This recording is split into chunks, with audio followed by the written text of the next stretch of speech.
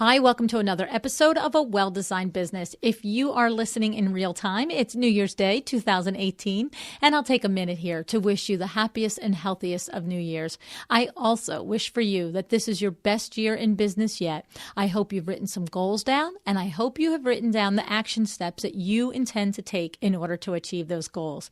This week's shows are 3 more replays, and they have been selected to build on last week's 3 shows. Today is a replay of episode number 6 with Erika Ward.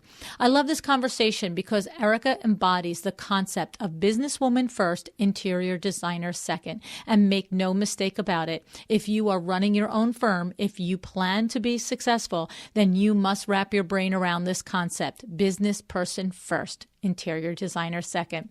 So enjoy this episode with Erika Ward. Pay close attention to her wisdom, her experiences, and be prepared to be inspired by her. From now, this point on, I'll run the original show the way it did back on February 24th, 2016. Thank you so much. Have an excellent day. Welcome to A Well-Designed Business with your host, Luann Nigara.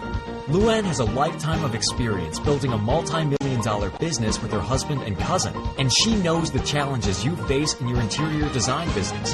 Luann brings you real-life answers to your most pressing problems, as well as practical strategies to explode your interior design business. So, let's get to the business of interior design. Hello, everyone. Up on the show today, I'm very pleased to have with me Erika Ward. Erika Ward is a passionate entrepreneur, spokesperson, speaker, and philanthropist. Erika worked in the design build industry as an accountant before turning her passion for interior design into a successful business.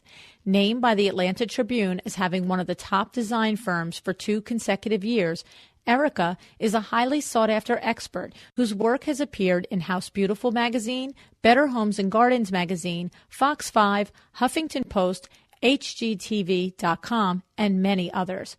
Her influential voice in the home improvement sector has led to marketing collaborations with Home Depot, S.C. Johnson, and Home Decorators Collection. Erika has an undergraduate degree from the University of Georgia and resides in Atlanta with her husband and 5 children. With her sharp business acumen and design prowess, you can rest assured that she is one to watch as a voice for working mothers, women entrepreneurs, and interior design enthusiasts. And right after this word from our sponsor, we get to meet Erika. Before we meet today's guest, I want to remind you our podcast is proudly sponsored by Cravat Inc., featuring CuratedCravat.com. CuratedCravat.com is a unique interior design platform that gives you access to products that you can't get anywhere else. And best of all, they sell only to the trade. That's right. And it's so easy with no minimums and that cravat quality that you've come to know and rely on.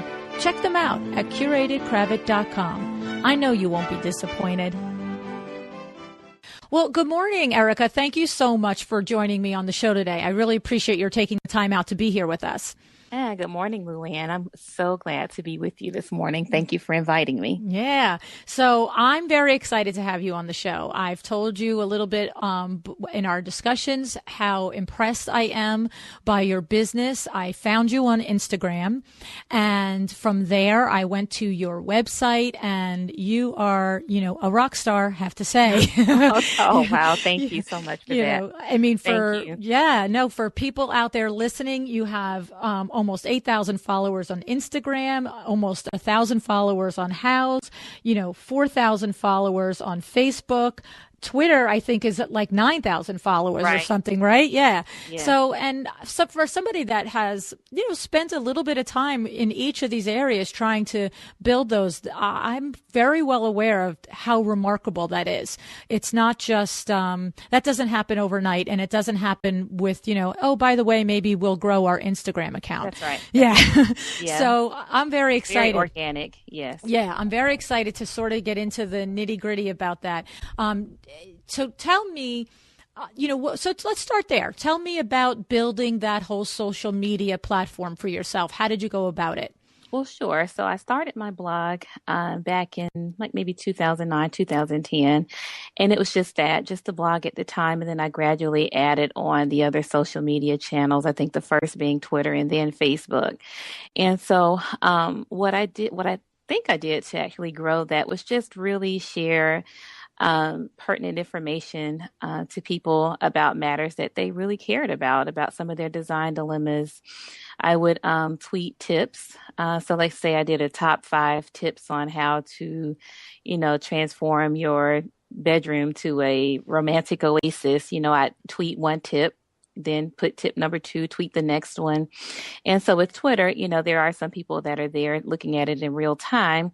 And then there's others that'll come back and kind of look to your feed because they know you give out this type of information. So I think consistency would be the first thing that I would think would be attributed to my success on social media, and relevance, just making sure that, we stay on topic, because if somebody's looking at my profile and see that I'm an Atlanta-based interior designer and design enthusiast, that's the type of information that they're looking to see on my feed. Right. That makes a lot of sense. And I'm going to tell you, though, here's what it does. I'm going to tell you the first thing that crosses my mind with it. It makes absolute sense, as I said. But what I know is the execution of it is a whole different animal. So it's one thing to say, oh, put a tip out and this and that and the other thing. But finding the time, making the time to do that while you are running a big interior design firm. Do you do it yourself? It sounds like you. Yeah, it sounds like you. I've always done my own social media push, because I want people to hear my voice. Mm-hmm. And I think that if I had someone else do it, I don't know if it would translate quite as well. So I use various apps. In the beginning, I used something called TweetDeck, where you could actually schedule your tweets. But currently I use a program called CoSchedule, which allows me to use it as an editorial calendar for the blog, and then allows me to promote those blog posts that day it goes live, the next day, a week out, and then months out, And so I think about something that I may have written in December. It's going to definitely be, it's considered evergreen content, meaning that it's good, again, next December. Right. And so I go ahead and schedule it for the next year, because I know it's going to be something that people are interested in. The other thing that I do is I kind of repurpose content. So let's say that I wrote a blog post about a particular topic, then I'm literally pulling information out of that post and publishing it, on Twitter, pulling those tips and those takeaways from those blog posts. And I oftentimes even look through comments, that readers have made, and I see, okay, well, they would have loved to have more information about, pinch pleated drapery, for example. So then maybe, one of my tweets would be given the definition of what that is, because if one person doesn't know, there are other people who don't know either. So, and I think that also goes back to kind of listening to your audience, and they're literally telling you, what they need, what they want, and being able to answer to that call, answer that need. Yeah. And again, I have to say, so tell us about, do you have it? I understand the system of, the co-schedule and so forth, but yes. Do you have a system for actually creating the content? In other words, is it Monday, I'm an interior designer and I do project work. Then Tuesday, I wear my business hat and I take care of my accounting. And Wednesday, I'm a social media. Yes. Like because that to me is the most perplexing part about it. I feel like I've struggled with it with Window Works as well, because I believe what you say too, as far as sounding like you and being you. I feel like I know you, and I know that I'm just really actually meeting you for the first time today, but having followed you for several months, you're a person to me. I love your personality. I think, you're warm and you're gracious and you're smart and all of those things. But it's the truth. In order for me to really get that depth of understanding of your person and your business and what everything you are about, that's a lot of time in there. So tell us about the time, how you do sure. that. Yeah. So ideally, I handle most client interactions and whatnot on Monday. After the weekend, people kind of want to see you, so I make rounds on Monday, if you will. And then Tuesdays are usually my office days where I'm actually, and I do majority of my own accounting, but I'm looking to outsource that quite soon. But so, a lot of the business of design is just the business part, you know what I mean? Right. And just managing that piece. But social media, I try to schedule time for that on Wednesdays.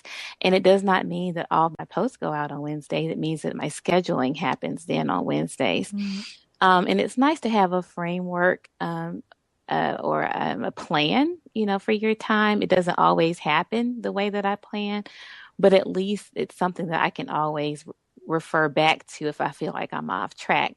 But, some of the things that I want to share are happening in real time. And I think that is the beauty of social media as well, is that you don't have to wait to talk about, some amazing artists that you discovered, only on Mondays. If you want to share with them as, you're learning about it, then you could pop on a video, and start recording whatever it is that you see at any given time. So, I try to use Wednesdays as my dedicated time, but if I feel the need to share, the push or the desire to share something in real time, then I just do. Right. But Wednesday is where you're sitting down and you're coming up with the thoughtful content. I thought that was an interesting idea, that you might write a full blog post and then, rather than tweet the entire blog post, which I guess you probably do as well, but you then pull it down even further and tweet one tip, a day or whatever in addition. That's pretty clever. I think also a great way to grow your social media following is to support others, as well.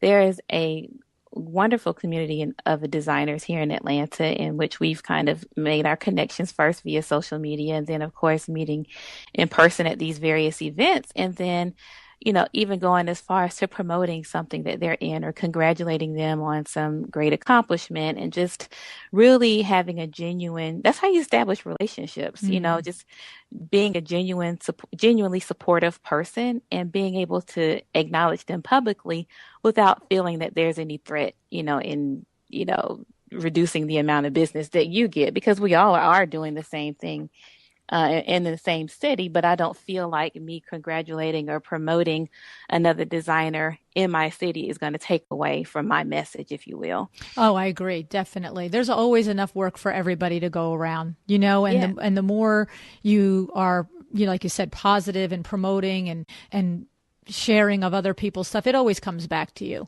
Oh, absolutely. Absolutely. Yeah. And, it's not, and I never do it with that intent in mind. It's just that I'm genuinely pleased or happy or wanting to share some good work that someone else has done. It's like a high five to a colleague. Exactly. Yeah. Exactly. And people feel really good when you acknowledge them publicly, and because a lot of us work, as solopreneurs, and maybe we're 1, 2, 3 people show, and you may not have that person in your office to say, hey, you're really doing a great job, but you do have this virtual community that's acknowledging you and giving you kudos. Everybody works, we're all working hard, and it's always nice for somebody to notice it, right? That's right. Yeah. That's right. It was so funny. I can't remember where I came across this statement one time, but it was some, very deep discussion on the concept of lifelong companionship, whether for somebody it would be marriage or whatever form that it takes. And I remember the person said that it's that we gravitate towards it as human beings because you have a desire to have your life witnessed by somebody else. That's powerful. That right? really And I just thought that was so insane, and it was just so true. And I thought, well, that's what I'm doing with my husband and my children. I'm witnessing their life, and I'm saying, yeah, that was great, you did that, and then you get that same feeling back. I thought that was pretty, like you said, powerful. It was intense. That is. And so then you do it on a level for friends and for colleagues, and I love that. And I you know what? It's funny because I'm kind of letting the conversation go down this end, which is sort of off business topic, technically, but it's because it's what comes through in following all of you on all of your stuff on social media. I definitely genuinely get that giving nature that you're describing. It's real, and I acknowledge But I think it. it still does relate to business because if you think about, certain businesses, nonprofit ventures, if you will, there's always some place or some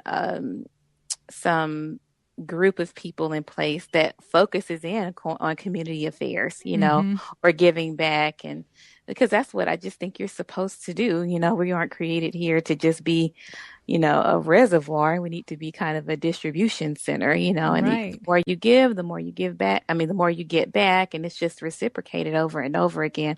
So I do think that is kind of a business concept or business rule or business practice. That's what I'm looking for. Yeah, A definitely good business agree. practice for sure. Definitely agree. So, okay, so I know that I really think that the whole thing about creating such a social media platform as you have done is really just about the week in and week out work. It's sitting down, scheduling some time, like you said, a day that works. And I'm sure sometimes something comes up with a client or an employee or something that you have to change it. But sort of like you said, just keep it as a touchstone. Like Wednesdays, I do this. And then little by little, it will grow and it will happen. That's the beauty of being able to schedule it because I guess, as you know, I also have 5 children and a husband. And so, You're just a little busy. There are a lot of balls in the air. So being able to schedule it and kind of put it on autopilot, if you will, allows me to be able to put my phone down and really be present for my family as well. Because, we are our businesses and it just doesn't stop. You know what I mean? But if I can use those scheduling tools, it helps me to be able to break away for a while and be able to focus, completely on those people that matter most to me and my family. Yeah. And that's definitely important. That's where you recharge and get the juice to go again the next day, right? Yeah, or even just for yourself, to be able to go and take a nap. Just have some quiet time. Wait, sleep? Right. 5 kids, huge business, sleep? Oh, yeah. I get a full night's rest every night. Good for you. Yes. Good for you. So the thing about your business also is that, as I said in the introduction, you come from a finance background and real world business experience in running multi-million dollar contracts and so forth. And so talk to us a little bit about how you take those lessons and those things and that part of your life and help it make your business successful. I'm going to be very transparent with you, Luann, to tell you that was one of the things that I think I was most insecure about coming into the design world is not having that formal background and my background being more so from a business or financial standpoint. But I will tell you that is the biggest asset. The thing that I thought would be the thing that's like, I guess crippling is the thing that really has made me most successful is having that business background, or else I would be a starving artist. And that phrase comes from somewhere, right? Right. It's the truth. Yeah, it's a starving artist, not starving accountant. You follow me? And so coming from the finance background, I worked for in the design build industry, and we managed construction contracts. I managed the budgets. Okay. So I'm already familiar with walking the job with the project managers, or even in some cases, I was the project manager, working with subcontractors, reading plans, making sure that things get done in a timely manner, and making sure that each of these individuals gets paid. So that in itself is something that I had down pat from prior experience. The other part that had to be learned from me, I think part of creativity is definitely innate, but then there's a lot of it that also has to be learned. And so I did have some coursework in interior design, but I think a lot of it came from doing. You know what I mean? And I think communication is a huge, huge thing for people. And it's being able to not just to communicate a design or helping somebody see the vision, but helping somebody to see the value in investing in your vision, okay? And not just the value in the pocket, but just how it's going to help you and your family and how the life that you live and how you entertain and just go and do and be, and the pride that you have in your home, and just kind of being able to see visually the fruits of your labor, not just from a fancy car that you're driving, but being able to see that your surroundings have been made beautiful because of the hard work that you've put in outside of the home, you know? And so we oftentimes, and I mean, nothing's wrong with a good vacation, but when I come home and I go have a seat in my backyard or whatever, I feel like I'm on a retreat, you know, without even having to leave my house. And so, but getting back to the how the business played a part in that, I looked at my transferable skills, and I give this advice to many other people who have sent me emails or had phone calls or even contacts via social media through Periscope. More specifically, is I've given people ideas on how to take their transferable skills. Those are skills that you've learned on the job, as hobbies, as a volunteer, all of those things that you've learned or are innately good at, figuring out how those apply to whatever field that you're trying to break into, and really capitalizing on those and doing those really well. Right. So if you're identifying like yourself as having strong project management skills and understanding that the budget is the budget isn't a fake number or a fluid number, it's the budget, and you're talking about bringing those in, and you want to create a beautiful room or a beautiful home for somebody, but when you have a talk about budget, it's real, and stick to it. And then you're earning that client's respect and probably continued business and referrals because they know that they can count on you to manage the business side of the project responsibly. That's right. And so being able to also communicate with the client, you know, we can use words like budget and value engineering and, you know, and all these other types of, let's say jargon. Buzzwords. Buzzwords. Yeah. But if I tell somebody I spend your money like I spend my money, that resonates with them because they know that I'm not spending their money frivolously, and the things that I'm recommending are things that I genuinely think they should get, or things that I think they should really invest in. If I say, Luann, you know, I totally get what all your concerns are. I spend your money the way that I would spend my own money. And if they have respect for you and your business, and obviously if they've done their homework prior to meeting with you in person, that gives them a lot of comfort in knowing that. Yeah. So it's interesting, and I'm going to say this, and I believe it to be a compliment, and I hope that you take it this way, but okay. Myself. Okay.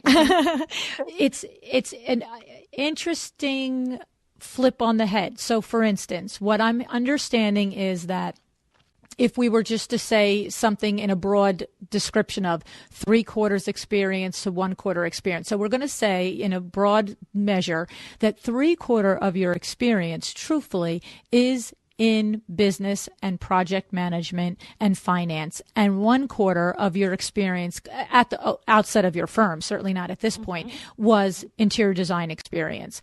And yes, at the very beginning. Okay. So here's what I think is the focus, and what I'm trying to get across with the podcast is that there are so many interior designers out there that it's exactly the reverse. It's 3/4 of interior design experience and 1/4 business/finance experience. And the reality is that that's not the right mix. The right mix is the other way. You're exactly proof of somebody who has created a phenomenal interior design firm, which, you know, when you started out, somebody, like you said, it was the thing that you were most apprehensive about, might have said, oh, I'm not sure you've got the right recipe for success here. But you're proving the point of the podcast. If you don't know the business end of it, you're not designing a business. Mm-hmm. So think about if there's colleagues out there that are like, well, that's just awesome because, now that I have 2 degrees in interior design and no business degree, Right. am I done? So of course they're not done, right? What would you say to somebody who says, all right, great, but now I don't have that finance degree. How do I enhance this part of myself and build up my firm to be responsible and productive that way? Sure. I think it's, you can always outsource that type of thing, but even when you outsource, it's still your responsibility to make sure that person isn't taking you for a ride. You know what I mean? Mm-hmm. Because of your lack of knowledge. But I think about this, just as you would go to any kind of continuing education class for your design firm, why not do something like that for your business as well? So we're talking about investing in yourself. It's not just investing in, how to be a better designer. It's also how to be a business person. You follow what I mean? Yes, definitely. Yeah, so it works both ways. And so conversely, for me, my continuing education classes are heavily on design and decoration and construction, not construction, renovation, not so much the business side, but, but the person who is weak in those business areas should focus their continuing education on business matters like that. That's a pretty interesting thing because you know what? I think that any designer that comes across information, an article, a conversation that suggests that they should take continuing education units in design doesn't even question it. But how many of them actually think what you just suggested? Okay, so you've got that at the end of it down. Don't just wish you knew how to do the business end of it. Go figure it out. Go take classes. Go do it. That's right. And then, there's no excuse as to why somebody can't do something these days. Especially when you have virtual education and you can learn things online, or like we talked about prior to the start of the interview, podcasts just like yours, where you can glean bits and pieces of information and you read more up about it, and you become homeschooled. Right. That's right. But it's true. There's an insane number of online courses available now and webinars. You can have it in any format that you respond to. You could by reading or watching or listening. There's tons of ways, and it just needs to be an emphasis on doing that. I think, too, I have to say, I feel like recently, I'm not sure about ASID in your area. Are you active with ASID, Erika? No, I'm not. No. Okay. Because I feel like, particularly in the New Jersey area, I have noticed over the last year or two that a lot more of the ASID courses are focusing on the business side of design, as opposed to just like, going to, a CEU at a tile place, which is valuable. Don't get me wrong. You need to know how to select and calculate and advise your client for that. But I feel like ASID in the last couple of years is upping their game in that regard. But Our design center does a lot of business of design courses as well. It's not even so much a course. It's other designers who are doing it well will come in and speak about what's working for them. And that's at ADAC, which is the Atlanta Decorative Arts Center.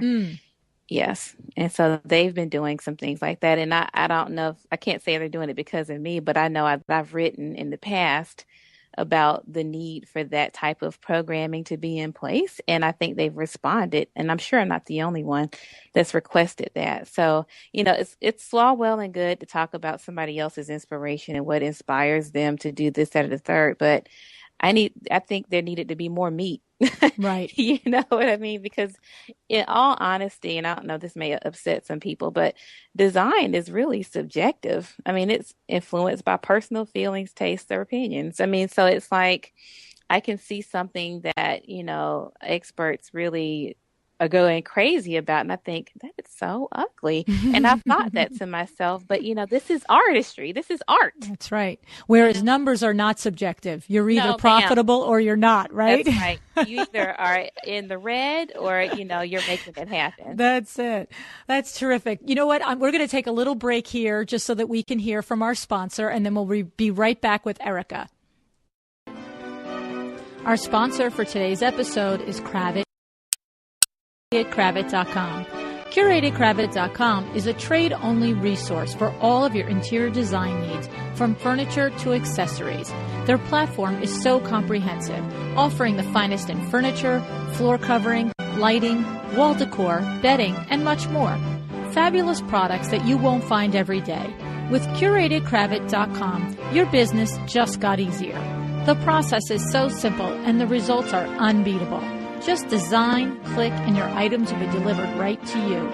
You can also browse the many beautiful room designs which have been curated for you by esteemed interior designers such as Nate Berkus, Jonathan Adler, and Alexa Hampton, to name only a few. I use CuratedCravat.com for my clients, and I love the results. Remember, design, click, delivered with CuratedCravat.com by Cravat Inc. All righty, so we're back with Erika. Now, I want to turn the conversation now to something that I read on your website that I'm very curious.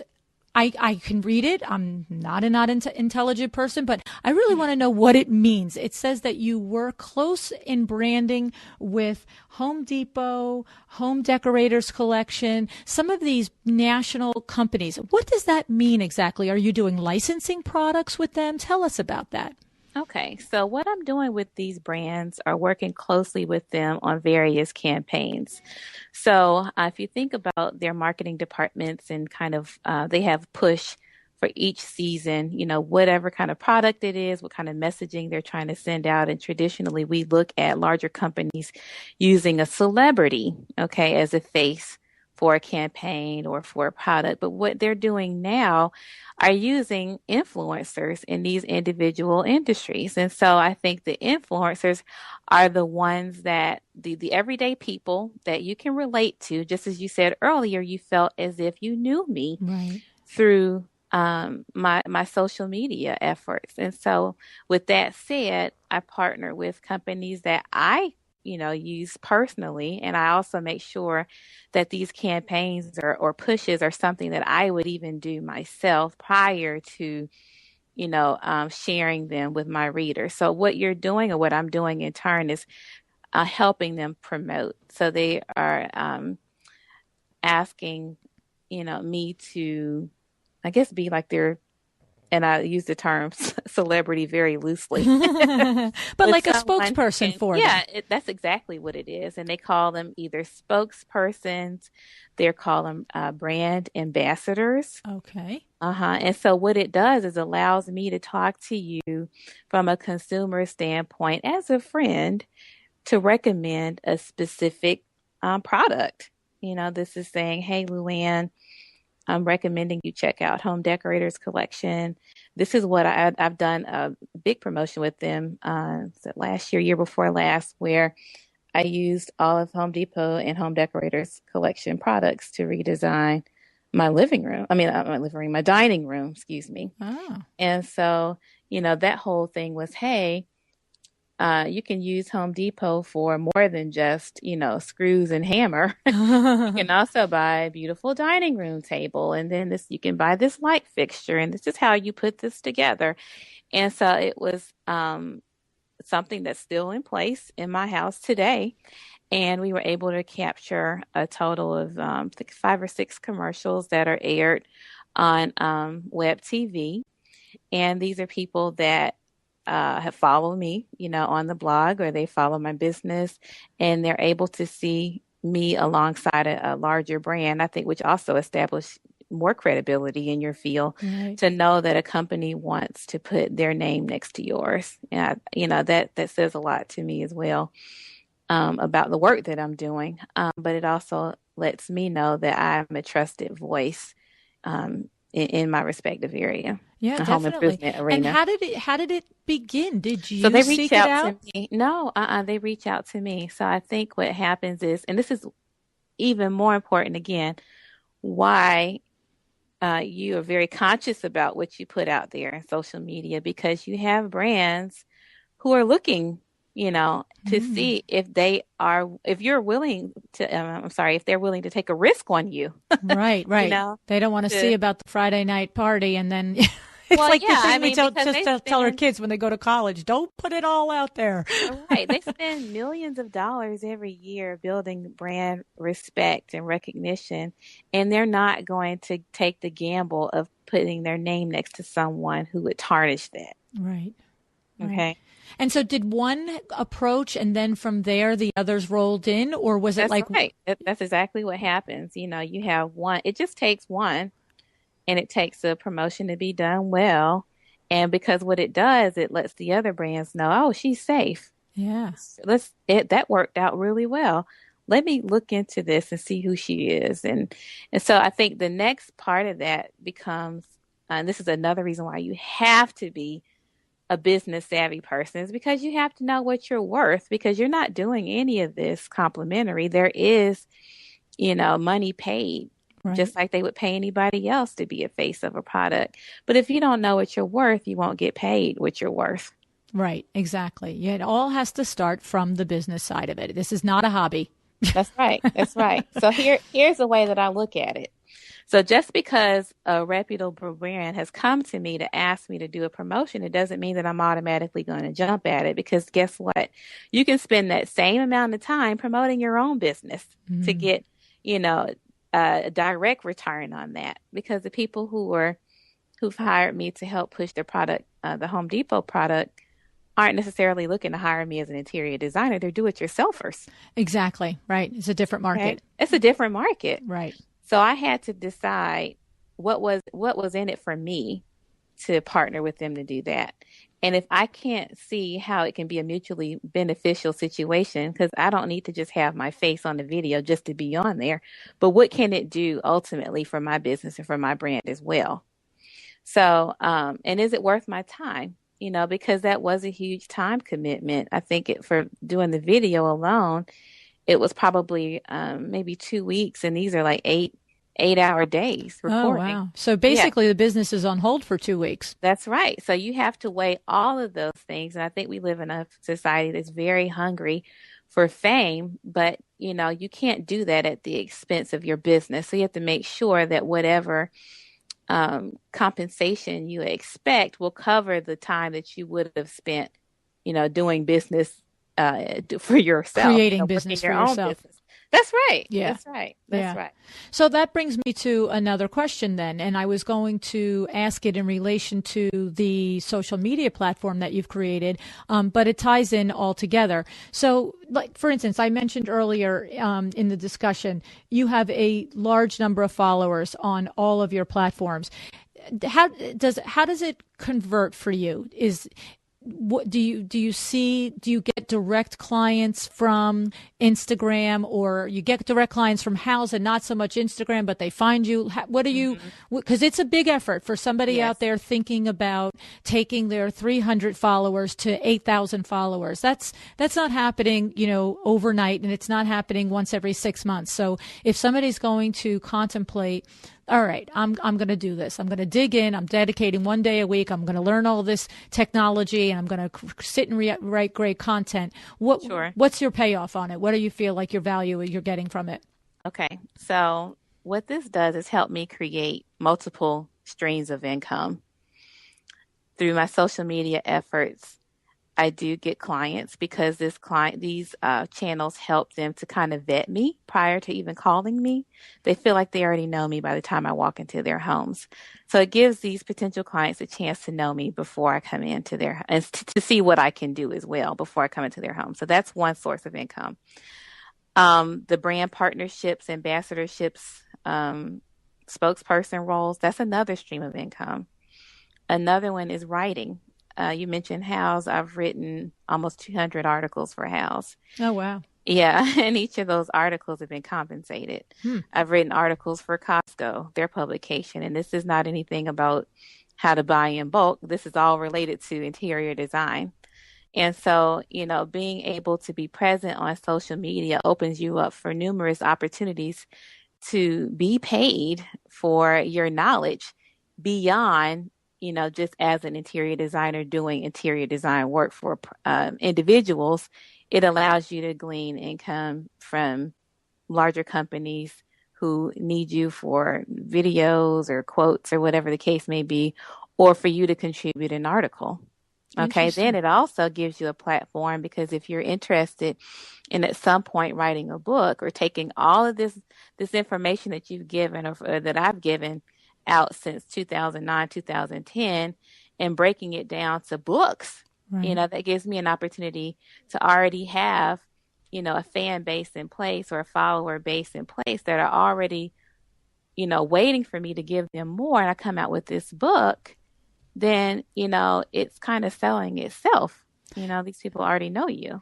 Now that brings to mind, do you, you have all of these followers on all of these platforms. Are you also actively involved in collecting and making and growing an email list for yourself? Yes, yes. And so that happens through the blog. Right. And so, you know, I think of just about every page you have an opportunity to sign up to be on this email list. And so what happens is those people get my blog post straight to their inbox. And I do not blog every day, and that's the other thing. I used to, and you just can't do that. Oh, I can't even imagine And every day. yeah, no. So at best, I can put out a post. You can expect one at least twice a week from me. Even And that's so, ambitious with yeah, all and the things on your plate. it is. But I mean, here's the thing. I get inspired to write almost every single day. So I jot down notes constantly.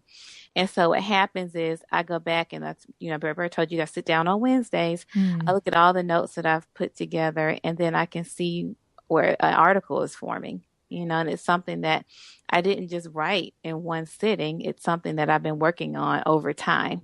Interesting. And so I think when we don't force it, we have an outline or a framework to follow, but then we have some things that just kind of happen organically. And so it takes some of the pressure off you. And, you know, you don't have to be screaming on every channel at the same time either. Right, exactly. You know? Yeah. Yeah. So now it's interesting when you said that you were writing for House and Costco and so forth. Again, is that something that they sought you out or you pitched them? All of these people have approached me. I have never pitched anybody anything. And so that actually answers my question because if every one of these resources have come to you, then obviously that's the huge benefit of building a social media platform such as yourselves, yours. Because it's like you just explained, you're getting all of these added benefits from it. Plus, let's go back to the whole thing that you're in business about, interior design. It's I think probably aside from all the monetization, other avenues, it's exactly as you said, your potential clients are getting a feel for who and what you are. And it's like having the meet and greet without your even being there. That's right. That's right. And I have people say to me, you know, I feel so strange, you know, promoting myself and I feel like I'm bragging and this, that, the other. And I'm like, this is not a hobby. Right. I'm not an interior designer just because I need something to do. Right. I have something to do. I have plenty to do. This is a business for me. Yeah. And just as any other type of business, people won't know what the heck you're doing unless you tell them. Yeah, it's like, 25 years ago, we used to put an ad in the paper and, nobody felt funny about that. You know what I mean? But the Instagram, the House and the Twitter, that's the ad in the paper now. It is, and it's free. Yeah, I mean, it costs you time. Yeah. Nothing is completely free. It's either time or money. My grandfather taught me that. But, which one do you have more of? If you have more money, then hire somebody else to do it. If that's not what you want to spend your money on, then you have to make the time to do it yourself. Yeah. Do you have other people working in your firm with you, Erika? I do on occasions. Right now, I don't. I usually have at least one assistant, maybe two. But right now, I do not have one. And actually, my most recent assistant has now started his own interior design business. Oh. And so it's very rewarding to kind of see how you can sow into the lives of other people, because I didn't expect him to work with me and retire with me. That was the expectation, was for him to get on board, learn what I'm doing, and I share everything. So, I mean, because, my interior design business is like a child for me. It's something that I've grown and nurtured over time, and I'm very protective of it. And so, I have to find the right person to work with me in my business and work alongside me. And once you're in, you're in. You know what I mean? Yeah. Yeah. So, and that's another reason why I have to be so very organized, is because right now I am, personally the one that runs the show, but I also like to think of my contractors as my team members too. So if I say we, though it's just me right here in the office right now, I have a workroom. I've got, a painter. I've got carpenters. I've got flooring installers. There are all these other tradesmen come into play, just like they did when I worked for, the design build industry, that come together to produce this final product. So I guess, I am kind of going back on what I'm saying. No, I'm not a one woman show in that sense, but because I do have a team behind me of other small business owners that we come together for this finished product. Yeah, and I find that the designers that I've worked with over the years, the ones that have specifically go-to core tradespeople I'm thinking of one designer. She opened her business, I would say it's probably about maybe 30 years ago now. And we have been her window treatment fabricator for the entire time that she's in business. And what's interesting is on every project that you go on, it's the same contractor, it's the painter, it's the wall coverer. And that's right. It's like we're all our own separate business, but we are her team. That's and right. It's really good because what I know is that I need lots of information from her on a specific level for each individual project. But there's also this understanding of just knowing what she wants, exactly, what she's expecting. Yes, right. Like she doesn't have to detail like if she wants it lined or interlined. She doesn't have to detail if she wants double turned 4-inch side hems instead of 1.5-inch side hems. I know all that stuff. It's just okay. What are we actually doing on this job? So that's right. It. Because she's developed that with I know with me and with everybody else.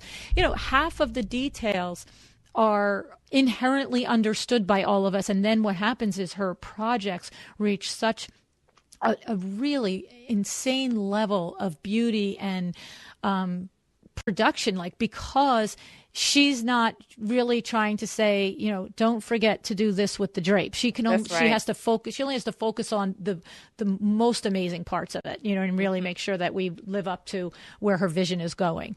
Yeah. It's very rewarding to be a part of that. What's that? Say that again. And I'm sorry. Projects, I'm sure, are done on time. Oh yeah, she runs a tight ship. Yeah.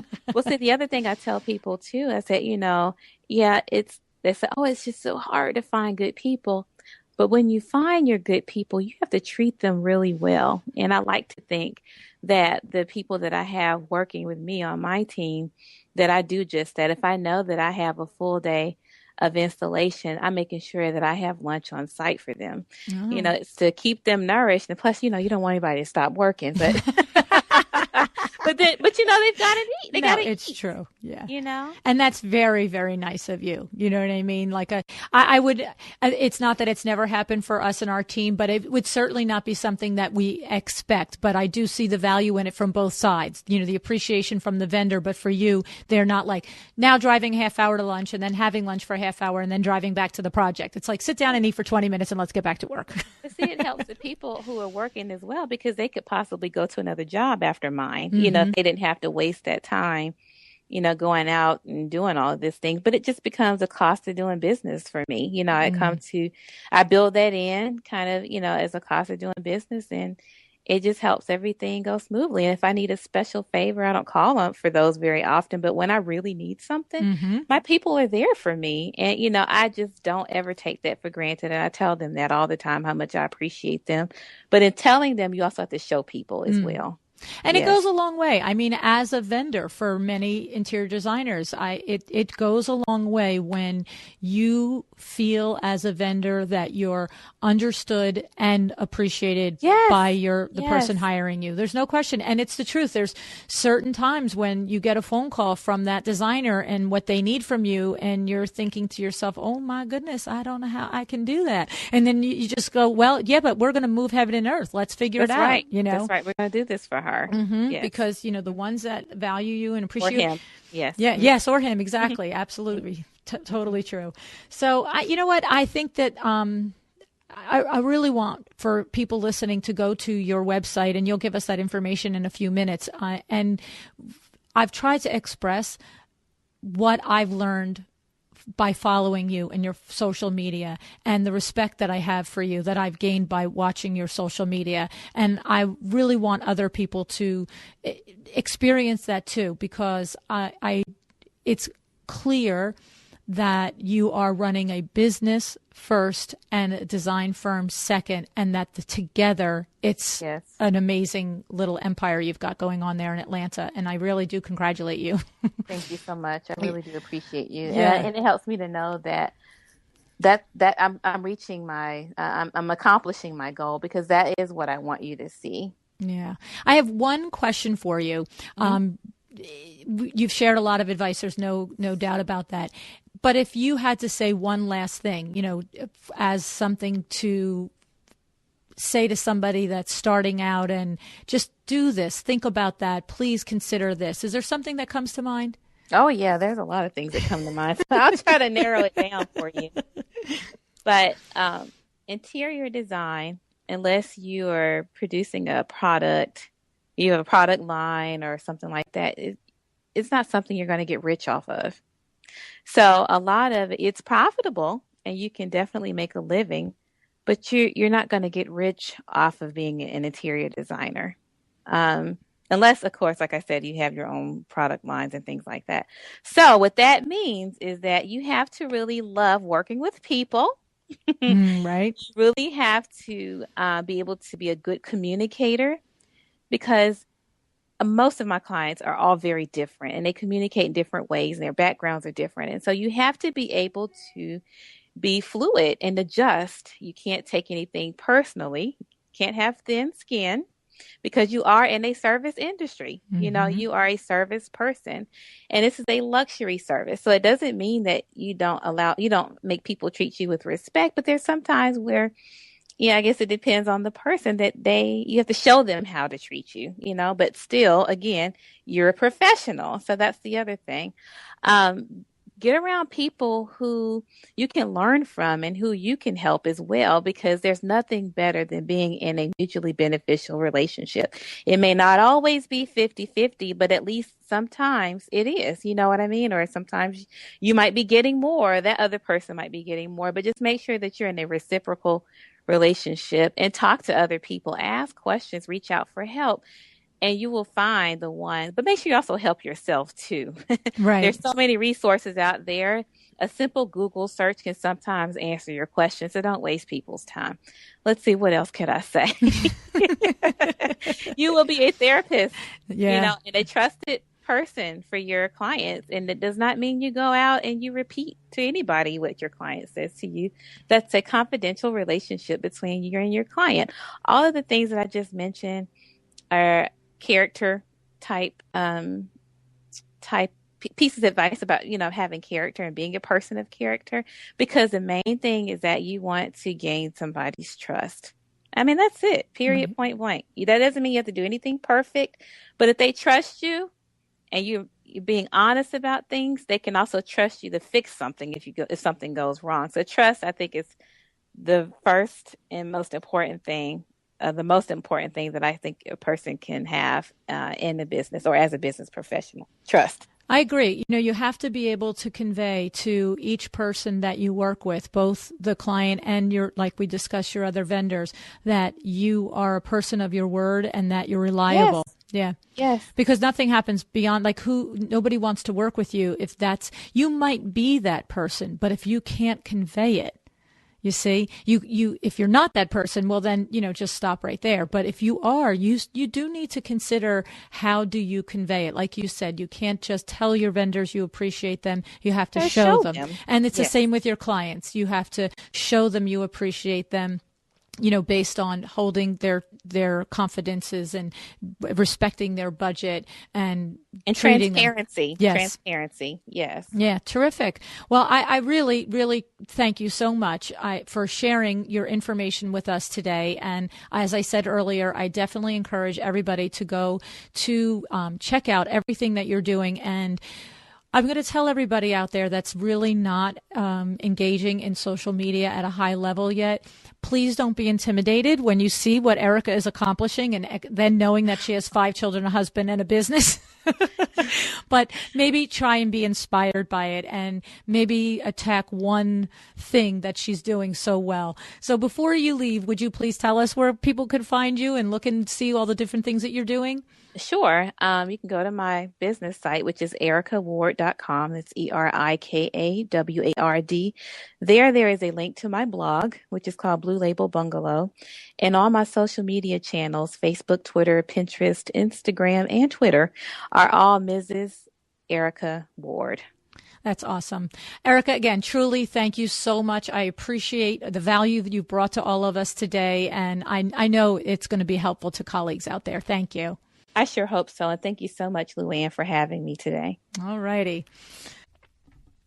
Okay, so we barely touched the tip of the iceberg here. Erika has much to teach us about blogging, branding, marketing, and networking. The takeaways from our discussion are many, but the one thing we learned is Erika definitely attributes the success of her firm, or should I say her mini empire, to her expertise and knowledge in business management. Her message to us is, educate yourself in this area. Do everything you can to broaden and enhance your business acumen. When you do, you will have the proper foundation to grow a profitable business. Once you have a solid business foundation, then you can explore your talent, create fantastic spaces for your clients, and explode your interior design business. Erika also discussed identifying your transferable skills for profitability. For your free PDF on how to do this, go to www.windowworks-nj.com/Erika and click on the Things I Learned from Erika Ward. I'm so proud to say that our podcast is sponsored by Cravat Inc., featuring CuratedCravat.com. You know, I've been a Cravat customer since 1984, and I just can't say enough great things about Cravat Inc., and now there's CuratedCravat.com. At CuratedCravat.com, they work so hard to source high-quality items for you and your clients, and they really do make it easy for you to find that unique piece to complete your interior design projects. You know what my favorite part is? It's trade only. That's right, they got your back at Cravat Inc. Visit CuratedCravat.com today. Thank you for joining me again today for another episode of A Well-Designed Business.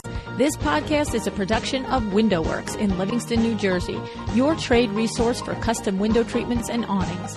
Learn more about WindowWorks at www.windowworks-nj.com.